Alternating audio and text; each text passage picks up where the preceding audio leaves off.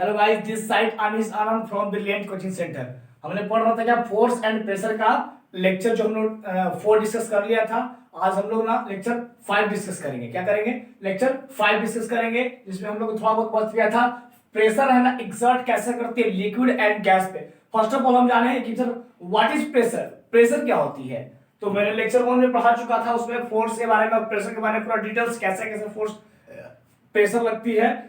Force अपन जो pressure का formula होता है फोर्स अपन एरिया, मतलब कहने का मतलब आपसे कि व्हाट इज प्रेशर, प्रेशर क्या है। तो आपको बोलना होगा जी कि जब प्रेशर पूछेगा तो बोलना होगा force acting on a per unit area is called pressure. कहने का मतलब हो गया P equal to F by A, मतलब कि P equal to F by A. समझ रहे हो आप लोग? P equal to F by A मतलब force acting on a per unit area is called pressure. ये आपका डेफिनेशन हो गया। और पूछेगा सर प्रेशर एक्सर्ट में, देखिए ये आपको बढ़ना बहुत नेसेसरी, याद कर लीजिए। हर एक टॉपिक में ना, हर एक मतलब कि लेक्चर में आपको एक्सर्टेड आ ही रहा है।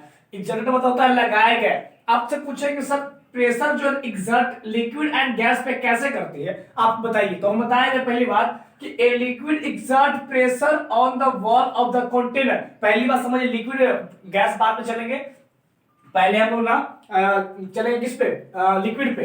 A liquid exert pressure walls on the container, मतलब कहने का मतलब हो गया कि किसी बोतल में पानी को भर देंगे और साइड में छिद्र करेंगे, हल्का सा होल करके एक बलून्स को बांध देंगे। जब बलून्स बांधिएगा तो आपको पता है क्या देखने को मिलेगा कि ये बलून्स है ना फूला हुआ प्रतीत होगा, मतलब फूला हुआ दिखाई देगा। क्यों? क्योंकि ये वॉल पे, इसका कंटेनर पे क्या लगाता है? फोर्स लिक्विड एक्सर्ट लगाता है। कौन?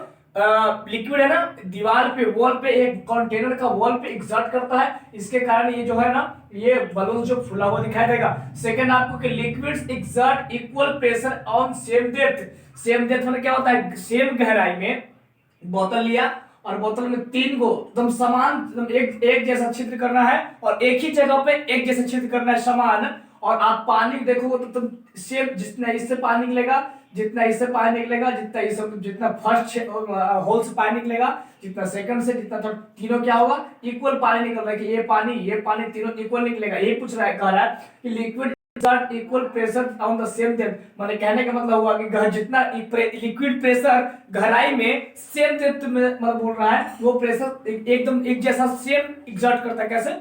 इसका होल और इसका होल, इसका होल, तीनों से क्या होता है? पानी जो है ना वो सेम निकलता है, एक निकलता है। ये आप बुक में भी देख सकते हैं, दिया गया फिगर बना करके ये समझ सकते हैं।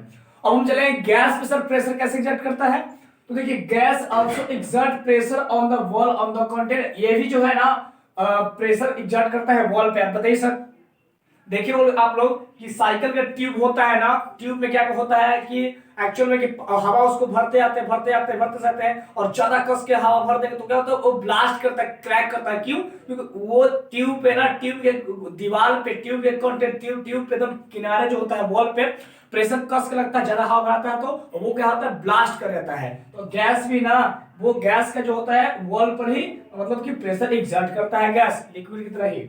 और अब आती है बात कि सर एटमॉस्फेरिक प्रेशर क्या है। तो सबसे पहले पढ़ेंगे एटमॉस्फेयर। What is atmosphere. आपको एग्जाम में क्वेश्चन आए सब चीज के बारे में तो आप लिख सकते हैं एटमॉस्फेयर। कुछ भी नया याद रहे तो लिखिएगा द इन्वायरमेंट। यहां से देखिए the envelope of air all around us is called atmosphere. Involve माने क्या? हमारे जितना भी हमारे चारों तरफ हवा भरा हुआ है ना, ये हम लोग क्या दिखा रहे? ये विशाल मात्रा में हवा, मतलब इन्वॉल्व, ये होता है एटमॉस्फेयर।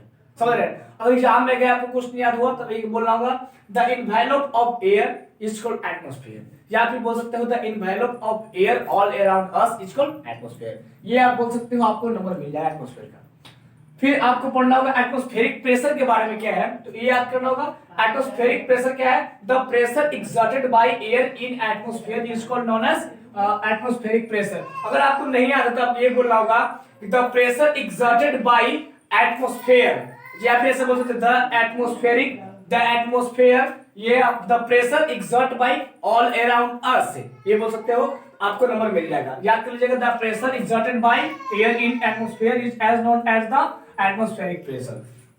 अब आपसे पूछेगा कि सर यहाँ पे गैस सिलेंडर लिए हैं, गैस सिलेंडर का देखिए ए पर यूनिट एरिया, इसका एरिया इतना है और जितने लंबे ऊंचाई तक, काफी लंबा ऊंचाई में उसका सिलेंडर रखा गया है। तो पूछेगा weight of air in this cylinder is atmospheric pressure. कह रहा है कि जितना प्रेशर, जितना इसमें गैस है मतलब एयर भरा हुआ है, जितना हाइट है वो क्या होता है, वो एटमॉस्फेरिक प्रेशर का बराबर होता है। और आपसे पूछा है कि सर हमारे ऊपर जो सिर पे ना पूरा एटमॉस्फेरिक प्रेशर कितना लगता है, तो बोलेगा एरिया ऑफ हेड, पूछेगा कि एरिया ऑफ हेड है 15 इंटू 15 सेंटीमीटर। तो पूछेगा हाइट ऑफ जो होता है इसका वो मतलब कि निकालेंगे, इसको कैलकुलेट करके निकालेंगे तो हाइट ऑफ एटमॉस्फेयर कितना आ जाएगा 2250 मतलब 2250 न्यूटन, या फिर इसको लिखेंगे तो 225 केजी में इसको लिख सकते हैं। ये हमारा हाइट ऑफ एटमॉस्फेयर जो होता है, दोनों जो हमारा बॉडी पे ना, ये बॉडी पूरा हमारे सिर पे ना 15 इंटू 50 सेंटीमीटर किया गया था। एटमॉस्फेरिक प्रेशर जो पूरा जितना प्रेशर हाइट का इक्वल होता है, समझे। और आपसे पूछे सर इतना ज्यादा हमारे बॉडी पे मतलब कि प्रेशर एग्जर्ट होता है सर, तो ये बॉडी में क्रैक क्यों नहीं होता है। एग्जाम में आपको क्वेश्चन पूछेगा तो आपको सब जवाब देना है कि the pressure inside our body is equal to atmospheric pressure. आपसे क्वेश्चन पूछेगा सर हमारे बॉडी पे इतना सारा प्रेशर एग्जर्ट होता है तो बॉडी क्रैक क्यों नहीं करती है, तो आपको यहाँ पे आंसर देना होगा कि the pressure inside our body is equal to atmospheric pressure. माने हमारे बॉडी के अंदर ये पूरे एटमॉस्फेयर का जो प्रेशर हमारे बॉडी पे एग्जर्ट होता है ना, हमारे बॉडी में इतना प्रेशर जो होता है बॉडी का प्रेशर, वो दोनों सेम इक्वल होता है। क्या होता है दोनों, देखिए यहाँ पे इक्वल होता है। तो एटमॉस्फेयर का प्रेशर जो होता है, हमारे बॉडी इनसाइड बॉडी का प्रेशर, दोनों क्या होता है, इक्वल होता है। इसके लिए हमारी बॉडी क्रैक नहीं हो पाती है। और मैं आशा करता हूँ कि पूरे चैप्टर को पूरे अच्छी तरह समझ गए होंगे। जो लेक्चर पे इस लेक्चर पे न्यू है तो प्रीवियस लेक्चर देख लीजिए, उसके बाद पूरा आपको कंप्लीट हो जाएगा। और ये चैप्टर को मैंने यहाँ तक एंड करता हूँ। मिलते हैं नेक्स्ट वीडियो में नेक्स्ट टॉपिक के साथ। Good bye.